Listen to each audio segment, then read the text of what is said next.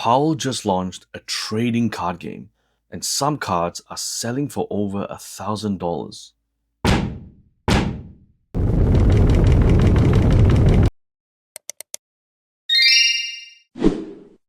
Hey guys, if you haven't been paying attention to Palworld, you're about to. This is a video game a lot of people wrote off 2 years ago as a joke, and it just did something that's actually shaking up the card game world right now. So today I want to go through the whole story. What Palworld is, why it got this big, what the card game launched with, and how it stacks up against Pokemon, since that comparison is unavoidable, and what the market data is showing us right now. So first, if you somehow missed this, what actually is Palworld? It's an open-world survival and crafting game made by a small Japanese studio called Pocket Pair. You explore an island, you capture creatures called pals, using the tech called Palspheres, and then use those pals for combat. But not just combat. It's also for building your base, and yes, for factory labor, some might call it. It got nicknamed Pokemon with guns almost instantly, because you can arm your pals, ride them, and honestly work with them like tools in a pretty unsentimental way. It's a lot grittier than the games it's obviously inspired by, and honestly, I dig it. Imagine being able to give your Psyduck a machine gun going out hunting. Now, Palworld launched in early access back in January 2024, and it was an actual phenomenon. 1 million copies in the first 8 hours, and 8 mil within 6 days. As its early access peak, it hit over 2.1 million players on Steam alone, one of the biggest numbers any game has ever put up. Then, in July 2026, Palworld left early access completely with its 1.0 release. Instead of fading, it had a second viral moment. Players jumped from around 56k up to 855,000 in just a matter of days, and then peaked again, nearing 961,000 shortly after. As of the most recent estimate, the game has sold around 30.5 million copies and pulled in close to $700 million in revenue, with total players counting Game Pass crossing up to 40 million. So why did this specific game get this big? And why does a survival game end up with its own trading card game? A big part of it is that Palworld didn't try to be a cozy, safe creature collector. It leaned into being a little morally grey, I would say.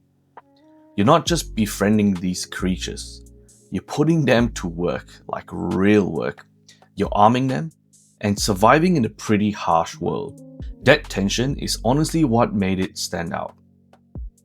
And once a game has 40 million players and stayed relevant for over 2 years, it becomes an attractive licensing target. And that's where Bushiroad comes in, the company behind Cardfight Vanguard and Wise Swords. They announced the Palworld official card game back in January of 2026 this year, and it launched worldwide in multiple languages, English, Japanese, and simplified Chinese on July 30th. The first set is called Dawn of Palpagos, which is the very island you spawn in when you play the game. It launched with 2 trial decks and a booster pack, all with brand new artwork made specifically for the card game, not just reusing the same game assets. The scale was massive from day one.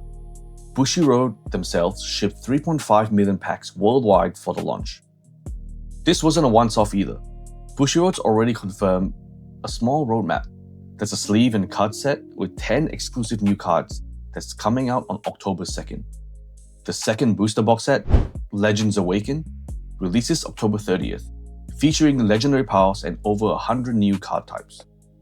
There's also a full competitive pathway building, regional qualifiers starting this autumn, leading toward the first ever Palworld World Championship at Card Game Festival in 2027. And Bushiroad's playing the long game here. They've run pre-launch events and workshops at close to 400 card shops across 18 countries, with an estimated 15,000 people already through hands-on demos before the game even released. This doesn't feel like a quick cash grab to me. They're clearly building an actual infrastructure here. Before we get into the Pokemon comparison properly, let's quickly talk about how this thing actually plays and whether it stands out in this saturated TCG space. Now in Palworld TCG, every deck is 50 cards, which is pretty standard, plus a separate 10 card soul deck for resources. There are 5 card types: pals, which are your creatures, gear, structures, events, and souls. Both players start at 10 life, and you win by draining your opponent to 0. The part that's actually distinct is structures. You can assign a pal to a structure to unlock ongoing effects, which is a direct card version of the video game's base building and work assignment loop. Pokemon doesn't have anything like that. Your Pokemon just battle. And compared to games like One Piece or Gundam, which track life through a stack of face-down life cards to flip one at a time, Palworld just uses straight number ticking down from 10. Its PAL to structure worker assignment is really its own idea. So mechanically, this isn't just Pokemon with different art or a reskin. It's actually trying to translate that survival and factory gameplay onto cardboard. And from what's been shown so far, it mostly pulls it off.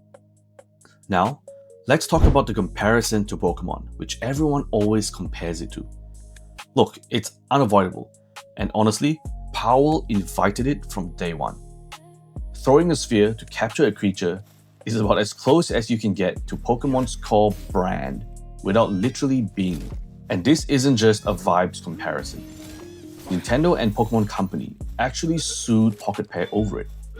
In September 2024, they filed a patent infringement case in the Tokyo District Court, specifically targeting the mechanic of throwing an object to summon or capture a creature. And here's where the case currently stands today, 2 years on.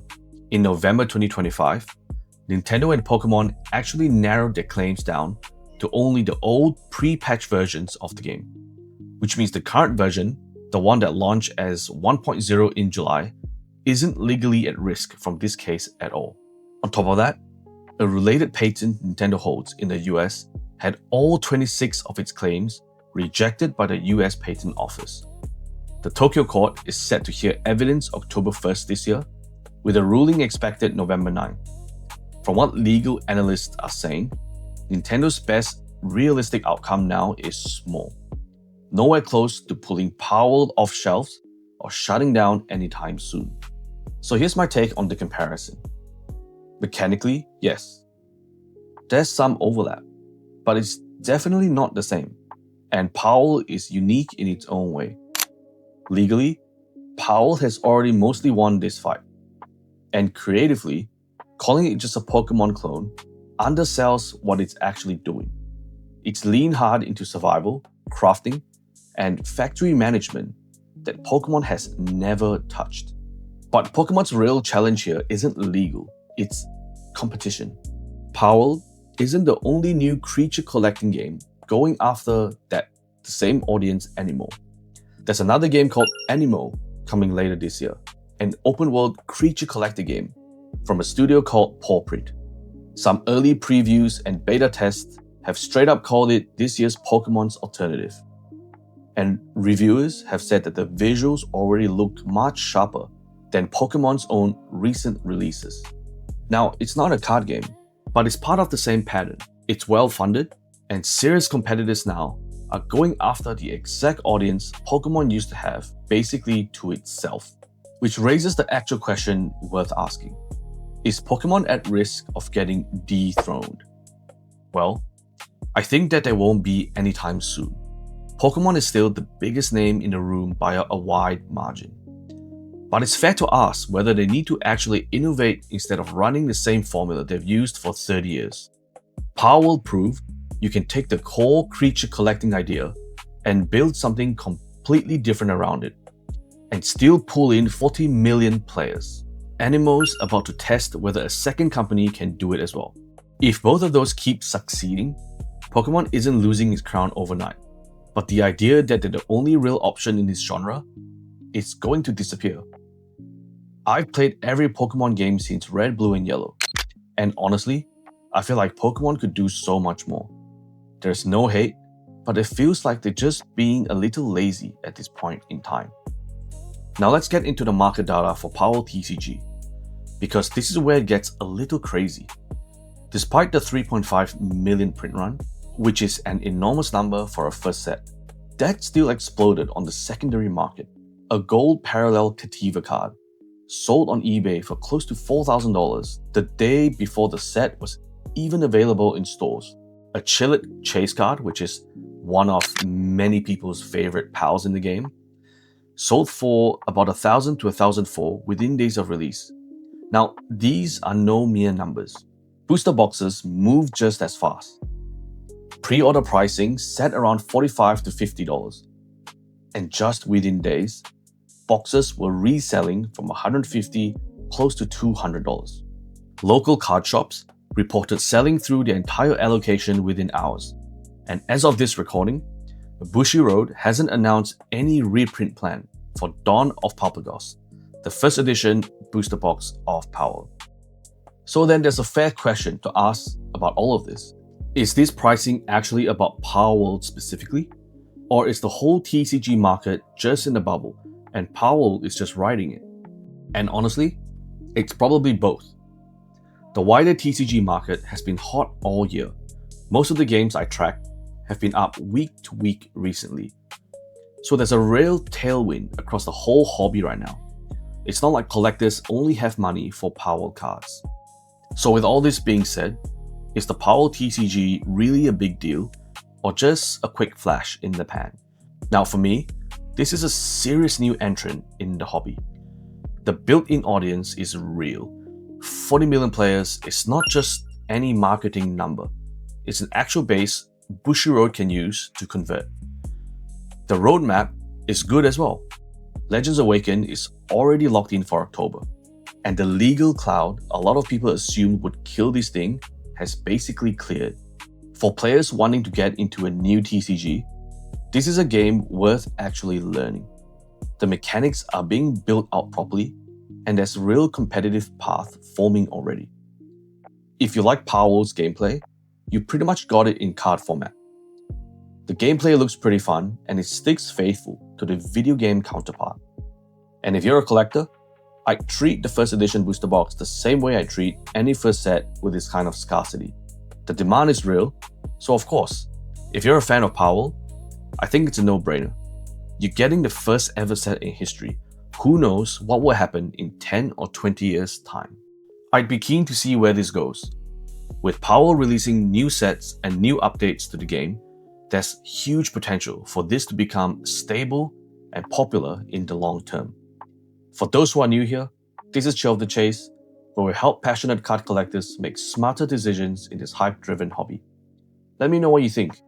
Is Palworld actually going to stick around as a real TCG? Or is this as good as it gets? Are you a fan of the video game and are looking to collect or start the Palworld TCG? I'd like to know. Drop it in the comments. Thanks for watching, and I'll catch you in the next one.